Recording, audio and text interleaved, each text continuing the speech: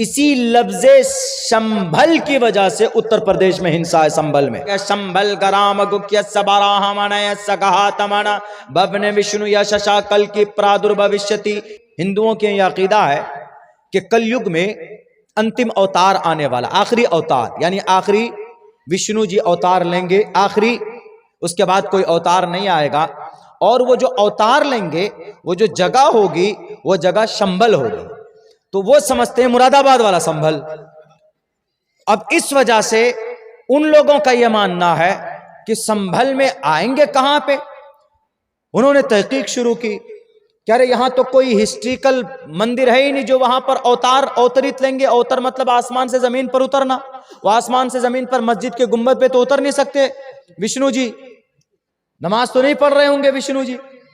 भले श्री रामचंद्र जी ने हनुमान को कहा है कि नमाज पढ़ो, साष्टांग करो, प्रथमादार का जीववादियोदियन मुजियते तृतीयानन कोडला कार्य चतुर्थ देव चंद्र का पंचम विनिदु संयुक्ता।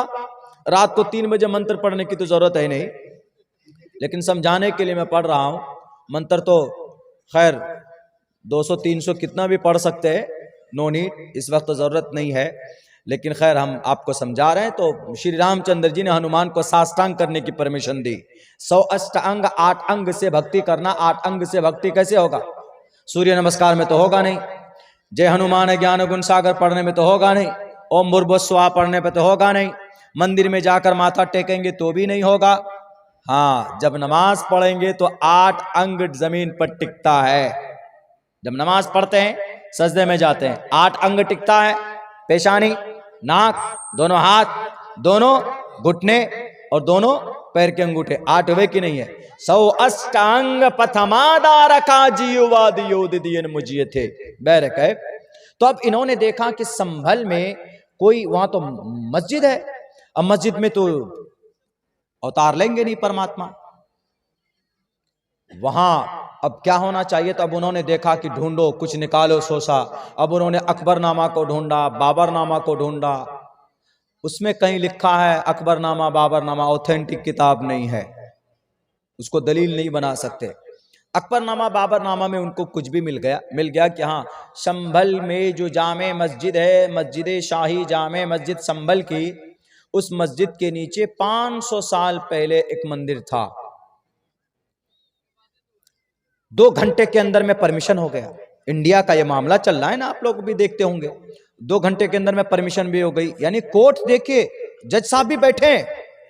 अच्छा, 8वें अवतार विष्णु जी लेंगे तो उसके नीचे मंदिर था, उसी मस्जिद, उस पे मंदिर मस्जिद बना दिया गया। लो फौरन 2 घंटे में नोटिस, 1 घंटे के अंदर फौरन पुलिस वाले पहुंच जाते हैं, 1 घंटे के अंदर में सर्वे हो जाता है, सब कुछ हो जाता है। अगर रेपिस्ट को पकड़ने में, मेहुल चौकसी को पकड़ने में, विजय माल्या को पकड़ने में अगर इतना चुस्ती और फुर्ती दिखाते तो अभी कई लाख करोड़ रुपए हमारा भारत में होता। लेकिन नहीं, सालों गुजर जाते, कोई चोर नहीं पकड़ा जाता, कोई लुटेरा नहीं पकड़ा जाता, कोई डाकू नहीं पकड़ा जाता, रेपिस्ट नहीं पकड़े जाते।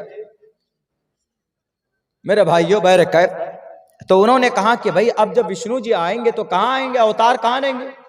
इसलिए कि कल की पुराण में लिखा, पुराण में कई जगह लिखा है कल की अवतार आएंगे, कई सारा मंत्र है।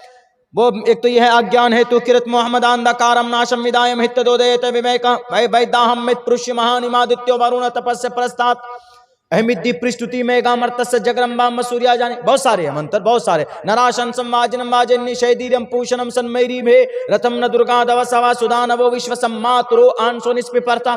कम से कम 50-100 मंत्र है अंतिम महर्षि के बारे में, अंतिम अवतार के बारे में। तो उन्होंने कहा कि जब ईश्वर अवतार लेंगे तो मस्जिद में तो ले नहीं सकते, इसीलिए तहकीक करो और ढूंढो, और बस कुछ नहीं, उस मस्जिद को तोड़वाओ और वहां पर मंदिर बनाओ, ताकि वो लोग अपने इस मंत्र के मुताबिक कलयुग में आने वाले जो अवतार हैं उनका रास्ता साफ हो सके, और वह अवतार लेंगे कहां पर? उस मंदिर पर। तो उन्होंने अकबरनामा बाबरनामा का हवाला देकर उसके ऊपर में एलिगेशन लगा दिया और यूं कहा कि इस मस्जिद के नीचे मंदिर था। 1529 के अंदर बाबर बादशाह ने इस मंदिर को तोड़कर मस्जिद बनाया। मस्जिद, जमीन, किसी की जमीन हड़प करके मस्जिद बनाना जायज है? मंदिर तो दूर की बात है। मंदिर भी नहीं, अगर किसी की बंजर जमीन है लेकिन है किसी की, उस पर भी गसब करके मस्जिद बनाना जायज नहीं है। मंदिर तोड़कर मस्जिद अगर बनाई गई, अगर आपके पास ऑथेंटिक दलील है तो लेकर आइए, सारे मुसलमान आपको गिफ्ट कर देंगे। लेकिन अब से पहले भी एक मस्जिद तोड़ी गई, शहीद की गई, वहां पर एक मंदिर बनाया गया। सुप्रीम कोर्ट ने दलाइल के बगैर सिर्फ एक चीज सामने रखकर उन्होंने फैसला किया कि भाई दंगा किसमें नहीं होगा। उन्होंने देखा कि अगर मुसलमानों के हक में, कानूनी एतबार से मुसलमानों के हक में है यह मस्जिद दलाइल की रोशनी में, लेकिन अगर हमने मुसलमानों के हक में कर दिया तो यहां पर खून की नदियां बह जाएंगी। इसलिए उन्होंने इस अभाव में एक दंगा ना हो उसको देखकर उन्होंने हिंदुओं के पक्ष में दे दिया, क्योंकि वो जानता है कि इस देश के अंदर में अगर कोई अमन और शांति वाली कौम है तो मुसलमान है। इसीलिए मुसलमानों ने उसका मुजाहरा भी किया, वरना दलाइल की रोशनी में वो मस्जिद हमारी थी, हमारी है और कयामत तक उसका नाम हमारे लिए रहेगा। मेरे भाइयों, बहरकैफ उन्होंने तहकीक की, बहरकैफ क्या है, चलो भाई लाओ, देखो इसके नीचे हालांकि कानून बना हुआ है, वहां का एक कानून है कि भाई 15 अगस्त 1947 के दिन जो मस्जिद थी वो मस्जिद रहेगी, जो मंदिर था वो मंदिर रहेगा, वो इंडियन कानून में है। 1991 में ये कानून बना, लेकिन उसको भी बालाए ताक रख दिया। खैर, गलत फहमी यही है, उनका कहना है कि अंतिम जमाने में कल की अवतार संभल नामी जगह में पैदा होंगे तो वहां पर कोई भव्य मंदिर है ही नहीं, तो आएंगे कहां पर। इसलिए बेहतर है कि ये जो भव्य मस्जिद है इसको तोड़ो, इसको शहीद करो, और यहां पर ऐसे ही जैसे वहां राम मंदिर बनाया गया, यहां कल की अवतार का मंदिर बनाओ, ताकि मर्यादा, ताकि अंतिम अवतार, अंतिम महर्षा, अंतिम महर्षि, अंतिम संदेशता, अंतिम मैसेंजर वो आकर यहां पर अवतार लेंगे। इसीलिए वो लोग कानूनी कार्रवाई इस पर लगे हुए हैं और पूरा वावेला मचाया हुआ। नौजवानों ने मखालफत की तो उन नौजवानों के 5 नौजवानों के सीनों में गोली दागी गई। क्या किसी पुलिस को नौजवानों के सीनों में, वहां के सिविलियन के सीने में गोली दागने की परमिशन है? आपके नेपाल के अंदर भी इजाजत नहीं है, भारत के पुलिस प्रोटेक्शन, भारत के एडमिनिस्ट्रेशन को भी इजाजत नहीं है, दुनिया के किसी मुल्क के भी अंदर भी ये परमिशन नहीं दी गई है कि आप आम नागरिक के सीने में जो प्रोटेस्ट कर रहे हो और पुरअमन तरीके पर कर रहे हो, उनकी जान को आप नहीं ले सकते। इसलिए कि वहां के संविधान में लिखा हुआ है protection of our life and personal liberty, वहां की हमारी जान की रक्षा करना और हमारी जिंदगी की आजादी की हिफाजत करना, ये वहां के पुलिस प्रशासन की जिम्मेदारी। लेकिन उन्होंने इस दंगा को भड़काया और उन्हें 5 मासूम लोगों की हत्या की, उनके सीने पर गोली तान कर उनका मर्डर किया और आज तक उन पर कोई कानूनी कार्रवाई नहीं हो रही। सिर्फ एक मंदिर के नाम पर, सिर्फ एक बाबर और अकबर नामे में कोई चर्चा आया होगा। कौन से ऑथेंटिक किताब है, किसने लिखी हुई है, जो उसके आधार पर इतना बड़ा वावेला खड़ा किया गया है? बहरकैफ जिहालत बर मबनी संभल, ये मुरादाबाद वाला संभल नहीं है, बल्कि ये संभल शय से है। शंभल गराम गुक्य सबारा, शंभल अमन की जगह मतलब है, और अमन की जगह वाला नाम पूरी दुनिया में अगर कोई शहर है वो एक ही शहर है, उस शहर का नाम मक्का है।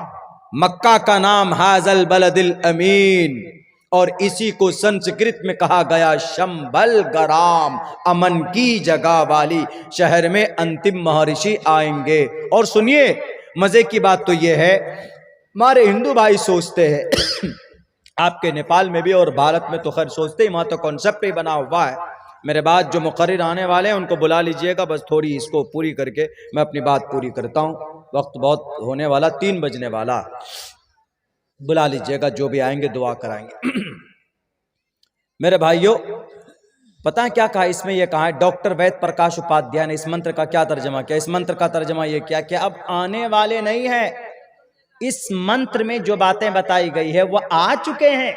वो मुरादाबाद वाला संभल में नहीं आएंगे, वो अमन की जगह वाली जगह वाला शहर मुराद है, और वह शहर पूरी दुनिया में कि वह अमन की जगह कहाँ, मक्कतुल मुकर्रमा। शंबल गराम गुख्य सबराह माना सो ऊंचे खानदान में कौन पैदा हुए? नबी पैदा हुए मोहम्मद रसूलुल्लाह। विष्णु यश के जरिए यानी अब्दुल्ला के जरिए। अल्लाह के नबी के अब्बा का नाम क्या था? अब्दुल्ला था। सोमवती सुमतियानी था वैष्णवम, सोमवती के कोख से यानी आमीना के कोख से पैदा होंगे। ये मंत्र पूरा का पूरा अगर किसी जात पर फिट आता है तो जनाब मोहम्मद रसूलुल्लाह सल्लल्लाहु अलैहि वसल्लम की जात अक़दस पर फिट आता है।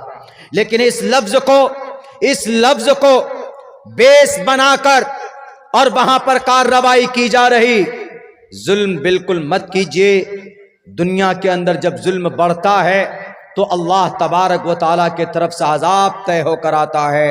इसीलिए जुल्म का बाजार मत गर्म कीजिए। कौम का, समाज का, दुनिया का बहुत बड़ा नुकसान होगा।